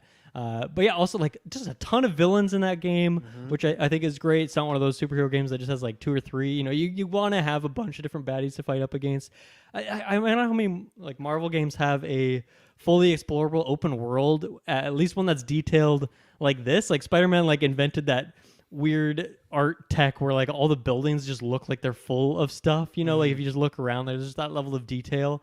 And yeah, I mean, that was, as you mentioned, it's kind of like the meme when this game came out, is that it makes you feel like Spider-Man. But I think that is so important that instead of many other games that we're going to mention, and Midnight Suns included, where, okay, here's a bunch of different Marvel characters, and that's an important part of it, the team up, the co-op functions. Spider-Man's just like, okay, we're going to make one character, but that movement is like probably the best of any Marvel game. The combat is super great. And this also just might be the best looking Marvel game of all time, potentially as well. So. Yeah, I think so. Yeah, I think Spider-Man 2018 immediately has a lot going for it. And with that, I wanted to ask you about some of those earlier Spider-Man games. Derpy Entertainment in the chat says, "Hear me out, Ultimate Spider-Man from 2005." I know I've heard people say whether it was Spider-Man 2 or was a Spider-Man game on the PS2. I can't remember, but I remember there being an earlier Spider-Man that people like love and praise, and maybe even some say it's better than 2018. So hopefully you can shed some light on that, because I cannot. I wrote all these down because there's a few of you, and there's ones that I'm sure you may have just seen the cover of. But yeah, the two heavy hitters are Ultimate Spider-Man. That's 2005. You would play back and forth between Spider-Man and Venom. Has a very distinct art style. I've actually never beat the game. Okay. I remember renting it a few times for GameCube, but I don't think I ever fully beat it. I'm excited one day when I have a bunch of time and me and Dylan can play through a bunch of these games and whatnot, because like I think it still holds up what people say, but that's definitely one. And then the other one I think before Spider-Man 2018 was the Spider-Man 2. It's based off the movie and stuff like that, but it plays the best it could at that point. That had the thing where you had side objectives in an open world. It was the first game wasn't. The first game, I guess the first game, I think it had some elements of an open world, but it was very like to and from, you got to go there. But with this, it was grander. There was little things like you always had to save a kid's balloon, or there'd be random crime. Like it feels like that's like the early like beta for Spider-Man 2018. Like it feels like they looked at that like, okay, what can we do? So those are like the two I think for nostalgia. There's one called type up a Spider-Man Web of Shadows. So I feel like Spider-Man 2 happened, and then just because that game was such a success, all these studios like, we got to keep making these Spider-Man games because people love them. This is a game where I can't remember, it's been a long time, but some big symbiote explosion happens, and the entire New York gets taken over by symbiotes. So cops, everything and stuff like that. You at one point have to fight a Wolverine with symbiote, like a symbiote Venom Wolverine. Cool. It's very cool. You get some minor character choices, stuff like that. Moon Knight's in there as well. It was a very cool game. I always hate these licensed games because I was seeing these as I was making these lists. I'm like, man, I wish these were on Games Pass. And I have to look. I don't think they are. But like, so that's one that I feel like these are more like, I don't think they're the best of, but they're honorable mentions. Shut up. The other one, have you ever heard of Spider-Man Shattered Dimensions? Only because I was Googling a bunch of Marvel games, but this was so interesting for me because I don't know much about these games. So please tell me about this one. This was my parents' go-to. Like they knew every year or whenever it came out, like it's an easy Christmas present for me because it's more, and like we had lots of Marvel games, but still it's like, it wasn't the bread and butter. Even now we're getting tons of them, like more, but it wasn't like back then. It was like, and what I liked, and there's something that I miss about the James Bond games too back then, where you get GoldenEye and everything, but then you get like me and Kirk talk about just games that are original stories. They're pretty minor, but still, it's like it's fun to have something out of continuity, and that's what this one was. This is like Spider-Verse before Spider-Verse, where you could play as Spider-Man Noir, you play as regular Spider-Man, you could play Spider-Man 2099, and I think maybe there's one more in there, and it's literally that there's like a skill tree like branch, but it's like different levels. So it'd be something like, okay, to unlock this Noro one, you got to play the Spider-Man 2099 one. Then once you beat that, you can go over. So you'd have to go back and forth. And it's very much like, okay, you got to work together and stuff like that. And I can't remember, you'd have to look, but then there was one called, I think, The Edge of Time, which was like a sequel to it where Spider-Man was like, but it was just, I think it was just Spider-Man in 2099. But man, I don't know how, they probably don't hold up, but I would love, even if you YouTube them, but if we could play them at some point, the 2099 levels were really fun. Playing in this like cyberpunk, neo-tech noir, like Blade Runner-ish Spider-Man world, and like they had these cool villains that were high tech. Like it was a thrill, and that was a point like I knew who 29 was, read some comics, but it still felt like he was such a minor character. So for this character to kind of get 2 games, in the sense of him being like a major character, was a thrill. And it was something like Spider-Man be like, you'd be like playing, you'd be like falling through metal sheets and stuff like that. Like I'm trying to think of a game to describe, but it did not feel, it wasn't a Spider-Man game. What was nice about it, it didn't just throw you. And with the what was it, Shattered Dimensions with Spider-Man Noir, all his levels were they're all black and white, and they're very like stealth based. So they weren't much fighting. You had to like sneak around and take people out and stuff like that. So they were games that like maybe they aren't like the best of the best, but I feel like they put a lot more effort in them than people give them credit. Like back then, I feel like we're like, oh, it's just a Spider-Man game, but I feel like for what they could do, they put a lot of effort into those ones. So that's like the Spider-Man category. I feel like it had like and I think that's probably why 2018 so good, because they did have a lot to go back on and be like, okay, this kind of worked, this didn't work, So I don't know if I could. 2005's Ultimate Spider-Man is maybe the most, but I don't know if any of those ones I could throw in like in a best of, because it's tough when you got the evolved, better version. The Spider-Man 2, you kind of mentioned that one quickly. Is that pretty closely just like kind of repeating the events of the movie, or is it doing anything to differentiate itself as well? So the main campaign is the movie, but then there's tons of stuff like you fight Mysterio in it, like, and he's like big boss guy, like Quentin Beck's there. So I can't remember which game. Maybe it's Spider-Man 3. I think you fight Kraven, and I think you fight Kingpin as well. So the main storyline is pretty much the exact as the game, but the side missions there's a bunch of different like villains and stuff like that have nothing to do with Sam Raimi's Spider-Man, and they try to make it like fit in the world. And the Mysterio level, oh my goodness. It's this thing where I think he's over the Statue of Liberty, and you have his big ship over it, and you have like little like hovering ships, and you have to time them right. And if you fall, you got to start from the beginning, and man, it's just brutal. I think I've seen people meme about that, of like, this cost me years of my life, because you just have to time it, because there's nothing else to swing by, so you got to hit, and oh my goodness, I spent tons of hours just trying to get to Mysterio. And because it's not even a difficulty thing, it's just you just got to get there, and it's oh man, I'd love to play it at this age to see what it's like, but probably because it controls so badly now, it'd be a new challenge. But yeah exactly.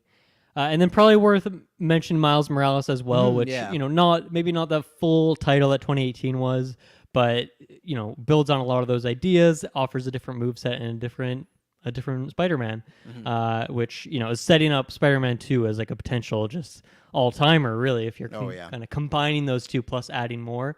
But great. Okay, we have a bunch of Spider-Man stuff kind of right now in conversation.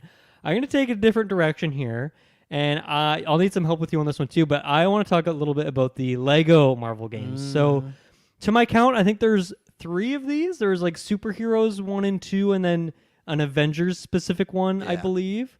I think I own, if not all of them, and I own 2 of them. I've dabbled in all of them, but I can't remember exactly what the differences are in them. But I think for me, it's like, out of all the Marvel games of all time, these ones probably have just the largest swath of characters that you can play as, because of course that's just what Lego games are all about.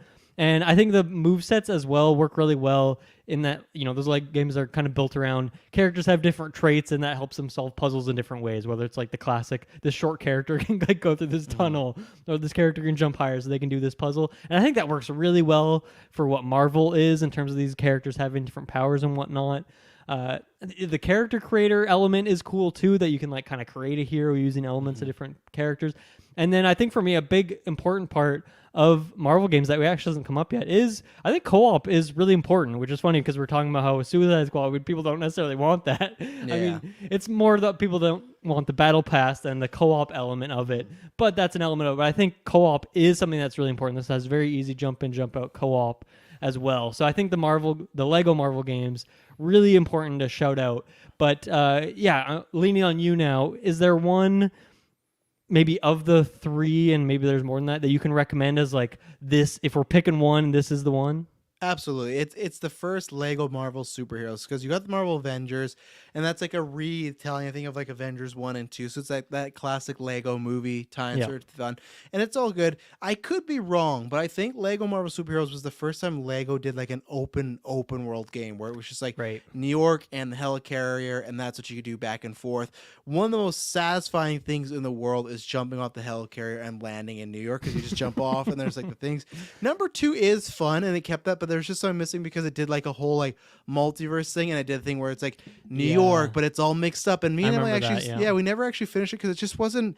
It just felt like it was missing something, or it felt like they tried to add too much to it. I think the simplicity of, okay, you're the Avengers, but then eventually, of course, you meet the X-Men and Fantastic Four. Yeah, Like, and the second one didn't have the X-Men, right? I feel like that was an element to it as well. Or I maybe it had like think a so, or couple, it had but a like lesser, yeah. the first 'Cause one had like maybe a better variety of some of those yeah, characters. and it was fun because like the second game's like Spider-Gwen and stuff like that. It has all these new characters too that weren't even in the first one. But I think the first, or the first Marvel Heroes one was the best combination of the open world. It had like a good, unique story there, and I think that's too like not that these are big story things, but even with Lego, like there's some fun. Where number two is just kind of out there, but I should try and finish it because me and Emily we always had a good time with them. But I think we just put down because Mm-hmm. that's the thing. Like all the time we used to play the first one, and then obviously we beat it, and the second one didn't have the same type of pull about it, but I think it was definitely Marvel superheroes. Good original story. Like you said, the amount Mm-hmm. of characters that you can unlock is just Yeah. ridiculous. And play as, it's just cool when it's just like, okay, like for Taylor, you can play as Abomination, you could play as Groot before you could like before Guardians was really like a big thing, and or it was just about coming out and stuff like that. Mm-hmm. Like there's tons of things that they did. So yeah, and they same thing. That's another game they left Deadpool as like the last character unlocked. They always loved doing that with Deadpool because he was like a little guide and stuff. So yeah, that's the one that was on my list is like an actual like a fun Marvel world. I think that's like one of the best ones that kind of hits both categories of like a Yeah. Marvel game and just like a Yep. best game. But that's lots of Lego in that era, right? I feel like that's the end of maybe the heyday. Nowadays, it's some of their games are a bit more hit or miss now, but that was I think almost like the cap off of what they were. So Yeah, and I think from my experience, like Lego has phoned in a lot of these games because they Yeah. just make a ton of them. And when you're tying into movie releases and other things like this, you're not gonna be able to get those amazing games every time. And for me, like when I played through, I haven't beat either Superheroes 1 or 2, but just dabbling in both of them, like they are great. They are great. Lego games and the open world element was something that was pretty fun as well. I think even like Reed Richards, you can like roll around as like an orb or something weird yeah. like that. You just get all that weird goofiness in there too, which actually fits really well with both the Lego and the Marvel side of things. So, which game do you want to bring up next? Oh, this one's tough. Because I don't know necessarily like there's the fun play and then there's like the realistic play. I don't know necessarily because obviously you haven't played this one. I'm excited for you one day to break down and get it, but I don't know if it's top 5, but it's close enough. Is Guardians of the Galaxy that and I I think was it's going to just ask you about that. yeah, because I think that game it does fall very similar in like an Uncharted route where it is like a level to level, but I think what was nice about that, especially at this time, was like it's refreshing not to have like the full and open world. And I like that, but it's just like this. It felt like a throwback, but the story was there, and I actually end up liking the idea of playing as just Star-Lord, and you have the whole team. I get why people want to play as everybody, but it was fun controlling them, making them do things and stuff like that. Not to the same extent of Midnight Suns, but I think with the scale of it, the story, which that got a lot of accolades and Yeah. stuff like that, the Yep. voice acting, it's one of these things where it did feel a little MCU adjacent, of course, like with the music and the vibe and stuff, but they had a great soundtrack. There's one level in particular where things get really trippy and you're playing as like a young Peter Quill, and that's really fun. Like it just like it's a game that I think more and more back on that I enjoyed and I liked at the time, but I think it just has done a good job of aging well. It's only been out for like a year, but I have fond memories of it. And the good thing is I feel like most time when people get it and start playing with it, they go, oh yeah, I had a really fun time with this game. I think it is on Games Pass now, or it was, I think, for a little bit, wasn't it? Or am I It still wrong? is, and that's Yeah. you're saying I'm going to play it at some point. I think for me, I do want to play it, and honestly, even with the release of Volume 3, that might be like That's gonna okay. push you I over. want to get Yeah, into yeah. it. Like I'm going Yeah. to play that and leading up to that. But I feel like the other thing too is like at some point inevitably Game Pass is going to be like, okay, 1 month from now this is leaving the service. So if you want to Yeah. play it, now is the time to do so. And I think that's when I'll be like, okay, now is my perfect time to check this game out. So I definitely will check it out at some point. I think it just came out at a really busy time of year. I think was one of the reasons I didn't. It came out in the fall, right? So I was Yeah. playing 100 other things in that time. But I am excited to go check this one out someday. And it felt like a throwback to like I was talking about earlier with the Spider-Man games, where it's its own story. Like, yeah, it looks like like MCU type of vibes, but it's its own start to finish. It doesn't tie in. There's fun villains in there that pop up. There's fun like MCU secrets, stuff like that. There's not an open world, but there's levels with like an open world kind of aspect where there's like a kind of Vegas level where you can just go to the casino and stuff like that. Like there's good times to be had there, and I am excited to play that again probably one day. And there's reasons to go by because there's collectibles, and none of them are locked behind a DLC, except maybe I think the ultimate pre-order you got some different stuff. But other than that, like Yeah. everything else you can find in the game through collectibles. good. collectibles and money and stuff like that. So that's one up there for me, I'd say. Cool. I'm going to bring in my namesake here for today, X-Men Legends, which I have not played a lot of, but I did recently pick up the first one on GameCube, and I played a little bit of it. And the reason I didn't play more is because, I mean, once again, co-op focused game. This game is fucking difficult. I was getting wrecked. And there was one level earlier on where I just like could not do it. It was very, very difficult, limited healing and all this stuff. So obviously this is, if you played Ultimate Alliance, this is the exact same thing in terms of, it might even be the same studio that made these two games. I think it is, yeah. Mm-hmm. But yeah, I don't think the X-Men Legends games have as big of a roster, but they still have a decent one. I forget what the main story is, probably a Magneto focusing in the first one. I think the second one is Rise of Apocalypse, so that would be where the story goes for that. But yeah, just really fun movesets. I liked leveling up, like the different, whether it's the stats or you're upgrading your individual abilities, like that kind of very light RPG element of X-Men Legends I was really enjoying. These games always have like a lot of hidden stuff, whether it's like little hidden comic things or bonus levels or... I don't know how many costumes there are in X-Men Legends, which is a very important thing for a Marvel game to have. Of course, yeah. But yeah, for me, this is like probably one of the all-time great couch co-op Marvel games. And yeah, I wish I have played more of it so I could talk more deeply about some of the systems in it. But so far, I've had a lot of fun with it. You kind of can explore the X-Mansion freely, go to the different rooms, talk to people, watch TV, and just like do random stuff like that, which is always fun to exist in a space like the Abbey in Midnight Suns, whatever it is. It's fun to have that place. So yeah, I think you've played some X-Men Legends, but not nearly as much as Ultimate Alliance, right? Yeah, you're more recent than me because I feel like for some reason Ultimate Alliance probably could said the collection of heroes I owned, where that was a game that someone owned or it was rented. But no, that's a game that I desperately the next 24 hours should we have to remember to get you to bring that because I want to get into it. And it's been a long minute. It's been a long year to get some of that. But I have nostalgic memories about that. I think I end up somehow playing Rise of the Apocalypse more than the first, but yeah, I have good times with all those. But yeah, I definitely played Marvel Ultimate Alliance series a bit more, and I'm more of an X-Men guy, but it just felt like probably because those were newer, so those were easier to get and find and stuff like that, and the series transitioned that way. So unfortunately, we got Alliance 3, but Legends never made a comeback. I'm hoping one time that'd be hype if they announced an X-Men Legends 3 and stuff. Hey man, with 97 or the eventual MCU thing, I mean, I hope. It would be a good timing, hopefully, to see something like that.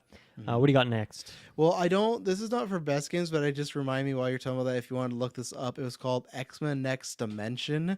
It's best if you go in the images. This is a 2D, or not 2D, like it's a side-scrolling fighting game like Mortal Kombat, but it's just of X-Men, and you would fight in places like obviously the X-Mansion and stuff like that. You fight in the Brotherhood stuff. You'd fight in, and the X-Mansion was good because it had that thing where Wolverine's face. Yeah, I know, man. And look at that Sentinel. That is a weird looking Sentinel. And go to that image with Magneto and Wolverine. Like, look at the size between. Like, look at Magneto and look at Wolverine. But oh my god, no, it's one of these games where you could fight, and then if you'd bump into a location, you'd go from like the courtyard to the kitchen and stuff like that.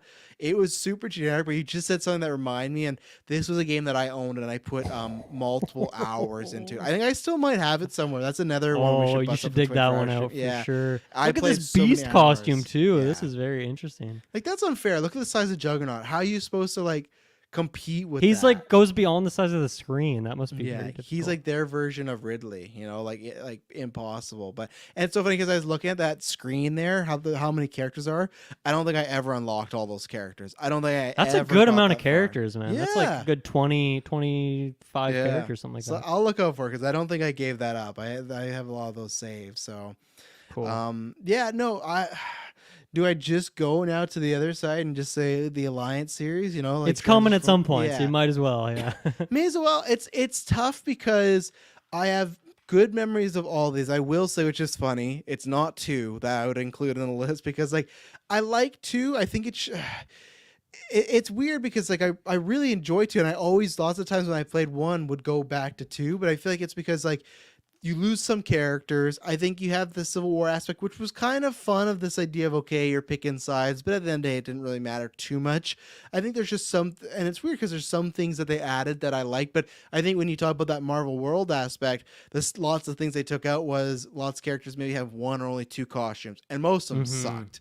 They were Most of them, really, yeah, are yeah, awful. and I think that's definitely part of the charm of Marvel Alliance. And I think the Switch one like nailed that as far as like tons of different looks, costumes, stuff like that. But I think the two, that's where it's like, but two, you had different characters, and I think graphically it looked a little bit better. Two, you had like Green Goblin in there, and like Venom, like there's other things. So Yep. that whole series, I will love that till the day I die. I really hope that at some point we get a fourth. What I hope is at some point that 3 gets to go to Xbox and PlayStation at some point its lifespan, and maybe that could give it like another, because I think the game like sold like decently, but not like maybe not. It broke well a enough to continue. million, but Yeah. not 10 million, not 5 million. Yeah, but it's only on the Switch, right? And that's when the Switch was, I guess, not smaller, but like, I don't know. It's just, and I guarantee, like, that is a game of last decade. So many people had that effect of, man, I would buy this if I had a Switch. Like, I had heard that more than any game, I think, since probably when we talk about Last of Us. That's the last time I heard that from Last of Us. Like, man, if I had a PlayStation 3, so many people still are like, oh, I really wish it was coming. Like, anytime something gets teased Marvel-wise and it's not that, people go, oh, I wish it was coming. And well, it I came hope out it like happens. 2 months after, or a few months after Endgame. Had like just come out in theater. Like, it was a perfect timing for that. And yeah, it has the Infinity Thanos Gauntlet. is the villain. Yeah, storyline. Like, it was perfect that you play as Thanos, all this stuff.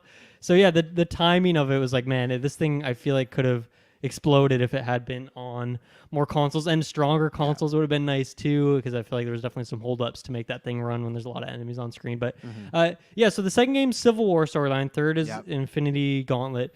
I forget what because the first one I remember Loki's in there, I remember Enchantress, I remember like Atlantis and whatnot. First is but all about what is just the like main story of it? It's just taking Doom down. Like, that's pretty Doom, much right, what it. okay. Yeah, where it's like, but that game, and that's where it's tough, because for me it's 3 and 1, because like it's like the Spider-Man thing where 3 is the more polished version. It has an art style which I end up loving. I didn't like the art style when we first revealed that, if you remember at Game Awards, because oh, it's very cheap. But once we got in there, it's like, okay, it has like this comic booky feel. But the first one, I think one thing I will give it is, to me, and maybe it's tough because the game's been with me a lot longer, but I feel like it has levels that are a bit more distinguished than 3. 3 had a lot of great ones, but with 1, I felt like you not a lot of detail in the environments. Like, No. they're pretty basic. And it's like, okay, we would go to hell and then we go to X Mansion. But like, I remember when we went to, one of our favorite ones is when you go to like Mephisto's lair, and he has Jean and Nightcrawler in the cages. When you go there, I feel like that version of hell is like so much more memorable than the Switch one. And this is on like lower graphics. There's like, like, it's like a staple video games at that point, but even the water level, like, it's kind of annoying, but at the same point, like, the fact that you and your heroes have to go into a water level and you're swimming around, like, there's these locations that are great. I love the roster that it has and things like that. Now 3 has such a big roster too, but it's just, there's something is classic about that first one. So if I had to pick one, I probably would lean to 3, but I still play 1 all the time. I can't wait till the kids, because we're finally starting to, like, they're dipping their toes now in Mario Party, so we'll let them try a couple mini games there. But I can't wait till they're a little older, because I got a whole squad here. So we're gonna be doing like just four family nights of just like Marvel Alliance, like all of them. And there's something about that first one is just it's very blocky, very dated at times, but it holds up as a fun arcade game. That's where it's too bad, is like Civil War, or the second one I should say, actually has like kind of the highest quality graphics and like most realistic and stuff. It's just that they kind of dropped the ball when it came to some of those bonus costumes. But then going into some of the details, like one thing I love about the first game is that each character has like 10 different abilities or so, and you can swap between them. You can have very different play styles. Like, you can play Doctor Strange in very different ways. Of course, I love the box move and the teleport, but you can also be like supportive or just like more DPS stuff. Lots of way to upgrade them too, like with the exactly. And then like your sub stats, and then the costumes too had different like abilities on them as well, right? You can unlock wristbands, like Daredevil's helmet, and you can like include whatever he had there. Which all that stuff is great, and I think that's something that the third game is missing, where you get stronger versions of your abilities and they get secondary effects and whatnot. But even the first game had grabbing. They took that out of 3, and like they added a couple new things, but I think it's just they added more characters instead of more depth to each of the characters. So yeah, it's definitely the pros and cons. I've spent like over 200 hours in 3. I love that game, and the DLC is fantastic. Yeah. Like you get the full Fantastic Four DLC with Doom, and that feels like a really big chunk of the game. And you get to play as Doom. Like the first game had that too, but I remember, and I feel like that game was, whether it's for like money wise or whether it's people that love the project, I remember just like hoping Loki was in that, and Loki's there. Like I feel like they did a good job. It felt very much like Smash Ultimate, where fans would have these people that like. I don't know if there's anybody that's not in that game that we weren't hoping was in that game. Like from Spider-Gwen to Scarlet Witch. It's pretty hard to complain. Yeah, it's got like well over 50 characters. Like there's a few people, even Magneto, when we're like, oh, like he's only in the trailers like a little bit, like maybe he's not playable, and then like before the game came, like boom, he's playable. It's just like I feel like they did do a good job of trying to make fans happy and stuff like that. And I feel like the characters, it wasn't a Marvel's Avengers level that they are deep as far as how they play, but I feel like they made most of them specifically different enough, for good or worse, because there's characters like Scarlet Witch, like you and me, were both disappointed in, but that's why we got Midnight Suns now, so we can enjoy her there. Exactly. So, yeah. Okay, speaking of that, I think this is an honorable mention, but I want to bring it up, which is Marvel's Avengers, because I think to me it is a shame, because those character movesets are just some of the best out of any of these games. Every character in that game plays way better than any Ultimate Alliance game, probably any Spider-Man game, maybe other than 2018. Of course, I've not played them. I'm just assuming. But I feel like just in general, like those movesets are super good. I loved the RPG element of the way you could build your character out in different ways. I'm sure by the end, when you're max level, you kind of have most of the stuff, and then you're kind of picking and choosing between those things. There is a good amount of costumes in there, but it's so hard to get them.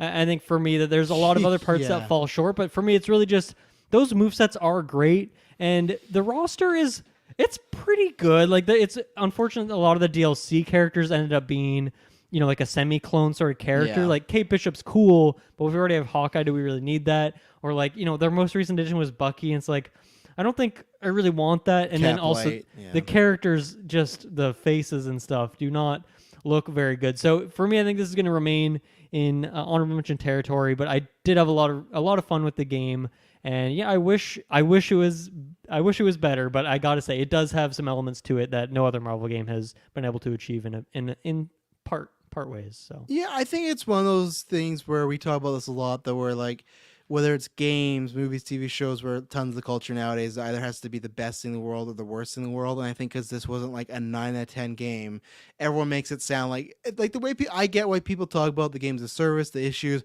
Like even today, they released a skin for original Thor that's in the game, right? He has the helmet on. They released a skin without the helmet on, and that cost $14. And it's this thing like, that's okay, fucking so stupid. and especially where it is now, it's like, wouldn't you even have it just for a couple bucks to see if anyone would buy it, to get somebody like who's buying this $14 thing? So there were tons of issues with this game which pull it apart, but I think that's the thing where people just simplifies as like, oh, it's all bad, everything about it was bad, it was awful. And even then, like, we had a good time with the story. It was shorter, but the story was really fun and well done, and I'm gonna have like good enough memories about it. I think it's a game it's almost like the game that could have been, like that's what I always think about that one. And the elements, I remember there's certain characters that as you got started with them, they were fine, but you unlock some more. The way Black Widow would move when I first started playing, like, she's great, man. Yeah, like I had a lot of good times, but I think it's just unfortunate the narrative, like the things were so bad that the whole game gets brought down to make it sound like it's like this is better than so many of the movie tie-ins we got over the year. Like it's better than a ton of Marvel games, but because of the cons are so large, it's like almost down there with those like the worst Marvel games because of just the legacy it has, unfortunately. So yeah. Well, where do you want to go next then for an actual contender? Do you have any more? I think I have maybe a couple shout outs, but getting down to it. Yeah, the only contender I kind of have, and this one's going to be tough to sell, but it's going to be what Superman Mike said in the chat. There's X-Men Origins, and I feel like you've heard the legend of this game before, where so X-Men Origins comes out, terrible movie, one of the worst Marvel movies around and stuff like that, and they do this tie-in game, but the tie-in game is tons of fun, and I think everyone, it's one of these things like, maybe the best you could do. Obviously, PS4 has a Wolverine game coming out, and that's gonna trounce it. Hmm. That's gonna be like what Spider-Man 2 was to this, but this is what this feels like. This is their version of a Spider-Man 2 where you feel like you're Wolverine. It has some cool powers in there. It has a cool rage factor.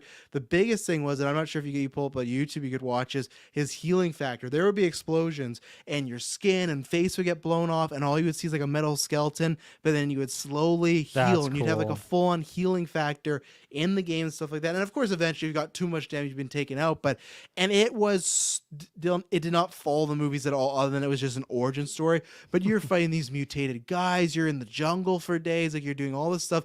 It's not open world, but the levels are very okay. It's to and from, and there's like lots of open spaces and stuff like that. It can get a little button mashy at times, but like Hmm. it has like the spirit of a kind of fun arcade game, I say. And it's one of those, I think it's just because the movie was so bad, but people got this game, and it's, I think, like a really hidden gem. I don't know if it belongs on the list because I'm not sure what else we have, but it's one of these things that, because Marvel has a lot of, I'd say, lower tier games, if there's a fifth Hmm. slot, that might be one, because it was a fun time. It was a really good time. And again, I put in a lot of hours, and that didn't have the same broad appeal as like multiple caution. I think there may have been a couple, but it was more about, you just got to be Wolverine. You got to have these powers. And it was so satisfying to get hurt, because to see him heal was just the best thing ever. And it was such a cool mechanic. I love that. That sounds really fun. And Yeah. yeah, I watched the video and like it looks pretty cool. Like I definitely would want to check that one out. The chat also brought up from Derpy specifically the Hulk game from Hmm. 2005. Yeah. Called Hulk Ultimate Destruction, which sounds like a Rampage spin-off. But It pretty much did you is. check this one out? Is it Oh yeah, cool? I played this one, and then the other one I played, they kind of redid it for the MCU movie and just took the same type of game and then did it over there with like Edward Norton voicing and stuff like that. The 2005 one's definitely much better. It is Rampage with Hulk. It is just, you get to go around destroying stuff. I think it is. I think it is tons of fun. I think it's that's the only thing though with the gimmick. It's just, that's just what it is. It's just like you get to be Hulk, and I guess you get that tagline like, "Oh, you get to be like the Hulk." But I think that's where it kind of stops. Is that's the only fun part. But Mm-hmm. there's some like good like I think they have not the same as Midnight Suns, but a similar type of rage meter. There's some fun boss battles where you're just fighting another big dude and stuff like that. So I have it lower, but I know there's tons of people that have it higher, and it's probably a game that I need to have like another relook at one day and get to, because I think I remember the MCU one more, and that definitely was lower tier. But there's times you would just go to a building and you could punch it, and then it would just collapse and That's stuff like cool. that. And like honestly, it felt like a very risky game to make after 9/11, because it was just Hulk in New Mm. York. Like you could just take down buildings, and and there's no like rhyme or reason. They don't make you feel bad about it. There's no like, oh, people aren't in here. You just destroy everything. So That's amazing. I also want to check that out.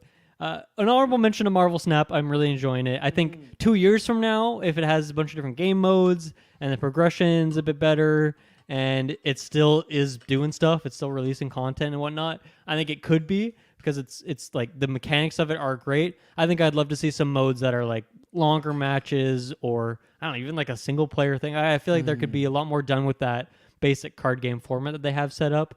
And then I cannot personally speak to this, but I think it's worthy of mention, which is Marvel versus Capcom. I was gonna bring that up Specifically, too. Yeah. I think the third one is what I've heard as like the greatest one, at least from the fighting game community, maybe the competitively the best one.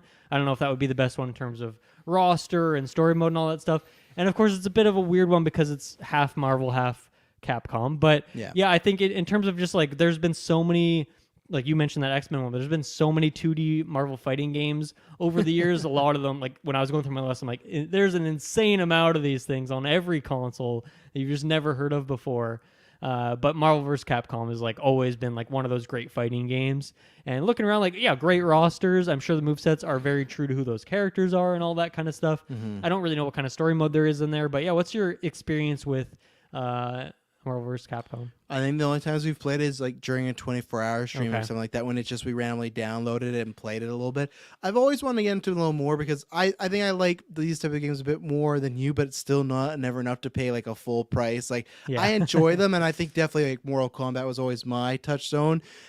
So it's one of these things I've always wanted to play a little bit more because they always look fun. Like when they show all these pop-offs of like their ultimate or their finisher moves, and it's just like Iron Man taking out like 10 cannons. It's like it looks so. That's where it's like even with it being Capcom, the Marvel side looks very comic booky and looks like tons of just like variations of characters, and it looks like there's love put into them. So very, very minute, but at some point I want to try to change. I can play a little bit more, not too much, because I think I always have a barometer of I play those games and then I go, okay, I've enjoyed it. You know, it's like I download it, play it, and then I'm good. Like I think a couple years ago I played like the Power Ranger ones because I think we played on the stream once and it was tons of fun. And I downloaded it, had some fun with it for a weekend, and then never really went back. You know, because I got my fill. I scratched that itch, and I feel like that's the same with these ones. But I'm just waiting for that. What is it? NetherRealm always is hinting at that Marvel versus DC one. I'm always got my fingers crossed because they did obviously Injustice and stuff. So I'm crossing my fingers one day it comes to fruition and they just desperately want a platform fighter, a Marvel platform fighter,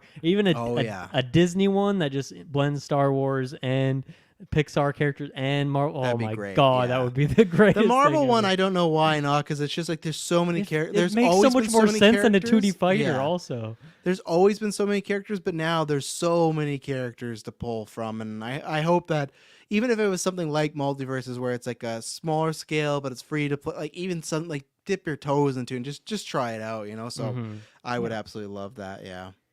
Did you have anything else on your list? Yeah, I got two. There's one that I think you could still play. I remember it's like the first thing I bought with Xbox 360 on the arcade like games, whatever it was, store. And it was like the X-Men equivalent of what the Teenage Mutant Ninja Turtle had, like the X-Men. It was like very similar 90 like animation style or like look as the show that we're currently reviewing. And it is it just like it's just an arcade. You go spot to spot, you fight. Like there's nothing that crazy about it. But I always had a good time with that. That was at Scandia for many, many years. So shut that. And like I said, what's it called?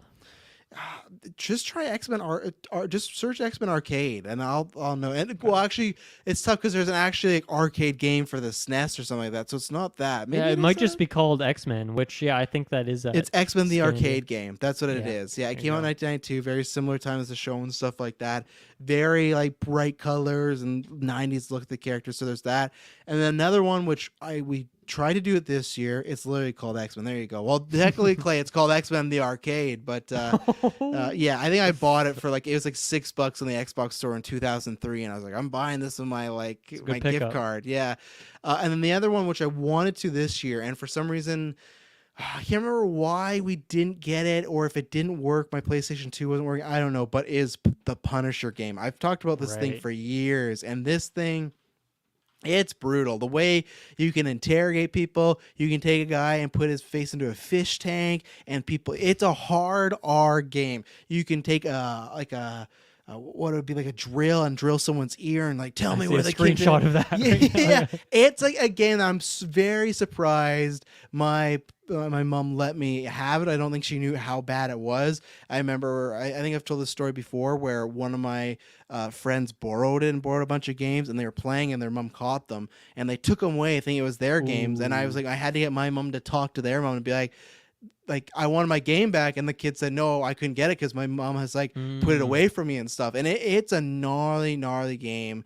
Yeah, I could never get a remaster like Clay, but it was tons of fun, and it had like a fun little story where there's like one mission where you end up going to the Stark building, and there's a bunch of Iron Man suits around, and it was a good time. I'm waiting one time for us to break it out on a stream, so I think I got to buy like the Xbox version. Again, these licensed games never carry over, so we'd have to play our older console. So not necessarily a best of all time, but for a like a kind of honorable mention or like a not even so bad so good, just like enjoyable time. The Punisher game was had tons of fun with that. It was a strange game, but I loved it. Nice. And yeah, I mean, games coming out like Spider-Man 2, like we said, 2018 is so great. Mixing that with the Miles Morales element, those two characters, and then where the story is going, like that has potential to be an all-time great Marvel game. Wolverine, of course, from the same studio. And then also that silently that game that I'm still calling King Captain Soldier Spy, that game from Amy Hennig's studio, which has some variety. You got 4 characters you can play as in there. Probably seems like it's going to have a good story based on her repertoire and all that. Mm-hmm. Don't really know what the gameplay is like, so who knows if it'll be an all-time one. But it seems like that one has promise. So Yeah. some shout outs to those in the future. I think gameplay is going to be key on that one because I guarantee you story-wise, I think they'll knock it out of the park. It's going to be a good time, but I'm interested to see what you do and with the class types and everything like that. But yeah, I just had to bring up this picture. Like I'm sure you saw, but like look at this. This is a game that they greenlit. It's there. You can just like put a nail gun into someone's eye. I love how just every screenshot he has the exact same blank face. Like he never reacts to anything, especially also when he's drilling into someone's head and he just has no reaction. Oh yeah, no. To what's happening. Frank Castle's completely dead inside and stuff like that. But yeah, look at this, just a laser. And the thing was, most of the time they give you the information, Dylan, and you would always have the "Do you still want to kill them?" option. And I'd kill him every time because you want to see the animation. You got to see it, you know. So, but you always had a version. There's probably like an achievement too to like do all of them, so it's like you're yeah. incentivized to do it as well. Yeah, so that's amazing.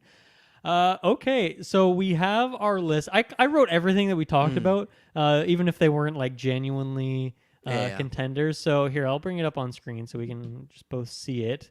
And what we're gonna do is we're gonna shrink this down to a list of 5. Those will be the top 5, and then we're gonna pick one. It might be very hard, but we're gonna do it. We're gonna pick one. So everything for a reminder for the audio listeners: Midnight Suns, Spider-Man 2018, Ultimate Spider-Man, Spider-Man 2, Spider-Man Web of Shadows, Spider-Man Shattered Dimensions, Spider-Man Edge of Time, and Spider-Man Miles Morales. Lego Superheroes, specifically the first one, Guardians of the Galaxy, X-Men Legends 1, 2, undecided, and then Ultimate Alliance 1 or 3 specifically, Avengers, X-Men Origins, Wolverine, Marvel vs. Capcom. We didn't pick a number for that one. It's tricky. I think that'll be an honorable just because we are not super familiar with it. The X-Men arcade game, and then Punisher as well. So, I mean, I feel like we could just kind of lock 5. We could cut some. Sure. Let's just quickly cut. Let's cut the Punisher, X-Men, Marvel vs. Capcom. I think Capcom probably deserves it. Like a top 5, but it's just hard for us to... Maybe we'll keep it there for now then. Well, I was going to say, are we trying to make this as like an overall we think of Marvel, or is it a you and me list? Because if it's you and me, then Marvel Capcom, no. But if it's overall, Marvel Capcom probably at least deserves a spot because I feel like people get hyped for that game. It has a big lore. It has 3 editions of it now. Like, and I feel like it's something that I remember the build up for 3 and I think 3 is like, I don't know, because Taya's always like, oh, Ruben doesn't like that one. But like, I don't know if like what the reception of it is, but I felt like the excitement of that when it got announced, people were jazzed. So that's why it's like maybe we'll leave it for now. But well, I think what we're doing here is me and you each have a vote, and then the rest of the world is like a third seat. Is the way I'm thinking about this. So our vote technically has more weight, but you know, I think it's important to factor in like the general existence of things. Oh man. Okay, where do we want it? What do we want to cut? Okay, we'll shrink these Spider-Mans down to maybe just we'll keep 2018, and then what would be your 1 if you're keeping one of these other 5 here? Or I guess I think we'll get rid of Miles because 2018 is just more of a full experience. Yeah. Ooh, it's tough because I think Ultimate's the better game, but then I think Spider-Man 2 has that big nostalgia to it. But it's going to be one of those 2, it sounds like. Yeah, so you take out the other ones. Those are some good times, but and I feel like, and maybe you can fight me on this one, I feel like it's either X-Men Legends or it's Ultimate Alliance. I don't know if they would both get a slot. You know, that's the thing, because I feel like they're very similar. I agree with that. Yeah. And we'd probably get rid I mean, of of course, this is our bias, but also Yeah. I just think the quality of the games and the fact that we've had a more recent one, I feel like Ultimate Alliance is the one that's going to stay of the 2. Yeah. And I feel like it's a fun one, but I think you could get rid of Origins. Origins is a one where it's a good. I think it's just better than people were expecting. And it's like I said, like a fun, just button mashing one. But I think overall for best game, it wouldn't be up there. So now that you look at this list, is Guardians a top 5? Or I have to lean on you for that, of course. Oh, it's tough. If it's potential, then I mean, well, actually, okay, sorry. No, Ultimate Spider-Man, Spider-Man 2. Which one are we keeping on the list here? Are these 2? I think you could probably. I think looking at them, you could probably get rid of them both because you could make an argument that just Spider-Man 2018 is just so much better than them. Again, I feel like it was on a way to lead to that, but yeah. That makes it easier then. We're down to 7 games. Call me crazy. I think there's a chance that Ultimate Alliance 1 and 3 make it on this list of the I would top. oppose that because my whole thing was it was tough between picking them, but I feel like there's but they're different enough games that they are. could be there. I'm sure some people would look at this list and be like, "You guys are crazy. They're just like arcade games," but I think they capture that like the Marvel world aesthetic, you know. And I would, if I we're have allowed to, 200 separate those, hours in 3. Yeah. It is a game with a lot of depth to it. Yeah. I think if we're allowed to separate both, I would want them both on there. I think they both have different legacies of the time of Marvel games and characters, and you know. So I guess now we should decide if Marvel vs. Capcom is staying. It's tricky because I feel like it's deserved, but at the same time, on a personal level, neither of us can really fight for it, right? We can, if that means I can get 1 and 3 of Alliance on there, we can kick that. Sorry, yeah. everyone listening, but that's what happened today. So this is when it gets tricky. We only have one more. I feel like to me, okay. I mean, Spider-Man's got to stay. I also feel like Lego is a lock. For me, it's kind of a 50-50 between Midnight Suns and Guardians. Do you feel similarly, or do you think... No, it's definitely Guardians. I think there's no question to me. Okay. Like, Midnight Suns to me is that much stronger of a game. Okay. Where I think if it was just on story, then yeah, Midnight Suns feels very Marvel Ultimate Alliance, where the story is, like, I say, a little bit better than some of those games. Because Marvel Alliance, the stories are very just kind of, here's a few cut scenes, bad guys fight. So I feel like it's better than that. But no, Midnight Suns has to be a top. Guardians is a great 6th spot, but I could not have it at in the top 5 here.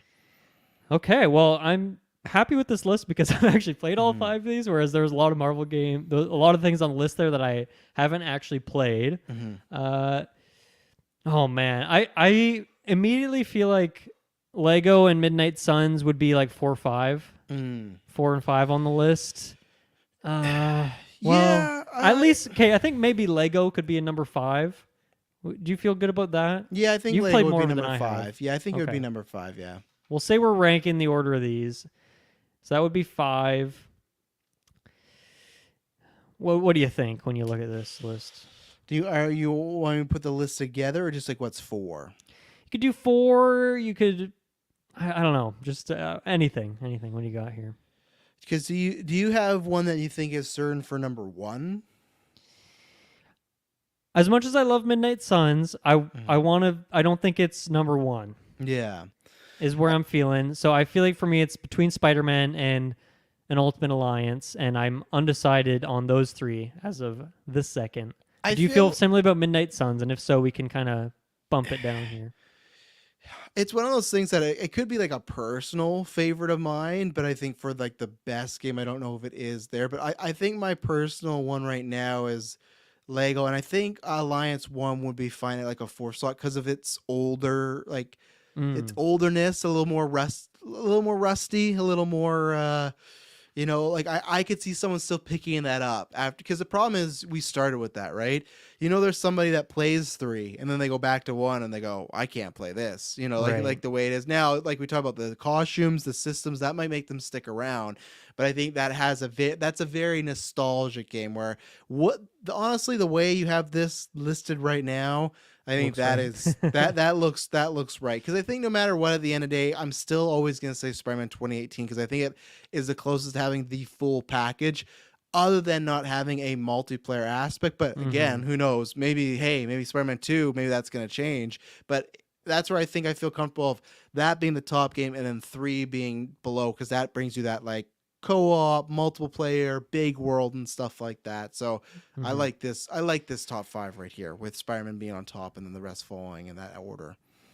Yeah, I think I agree. I mean, Spider-Man 2018 it is so fun to just swing around in that game and not do anything. Just swing around and take in the beautiful world and, live in that world. Or just the combat system is super in-depth. There's tons to it.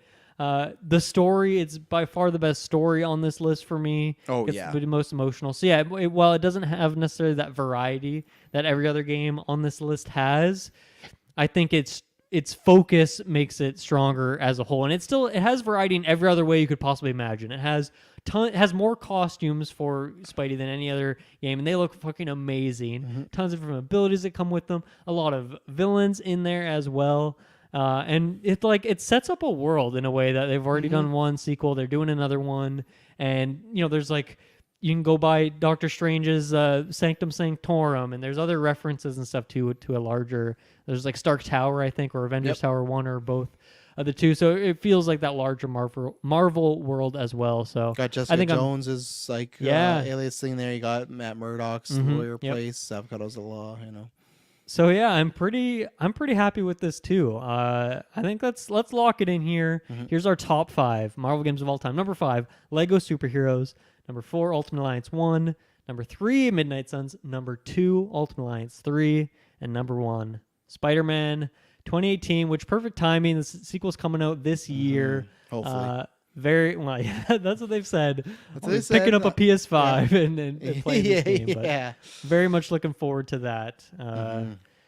But that was a lot of fun, Travis. I had a part of this too, which was let's go through and maybe talk about what we'd like to see from Marvel games in the future. But I think we can leave that for another day because that could be a bigger discussion. And also making that platform fighter roster, I think, could be another fun podcast to do between the two of us here. So we'll leave that for today. That's a lot. And then we'll come back and we have always more Marvel things to talk about. That's 2 different topics right there. Platform. I know. Look at that. Future games. Content coming out the ears, Travis. Yeah. Because I can no longer just say, I'd like a game in Wakanda because they're doing. Well, they better be doing that. Oh, yeah. There's that Black Panther game too. I totally forgot that's a thing, right? Well, is that a thing, or was that the rumored Captain America Black Panther game, and that's what it was? Oh, I think that's what it was. Now I can't remember. And also remember, I completely forgot that. Remember, EA announced they're doing that Iron Man game too, so that's coming out. Remember? I don't that doesn't even sound familiar to me. Oh that's it's real, crazy. yeah. Because EA's doing 3 games with Marvel, and that's the first one. It's an open world Iron Man game. So yeah, shout outs to Iron Man VR. I'm sure for the VR people that was pretty cool. But and the movie tie-in. I think on one of our streams we played that, and it was dreadful.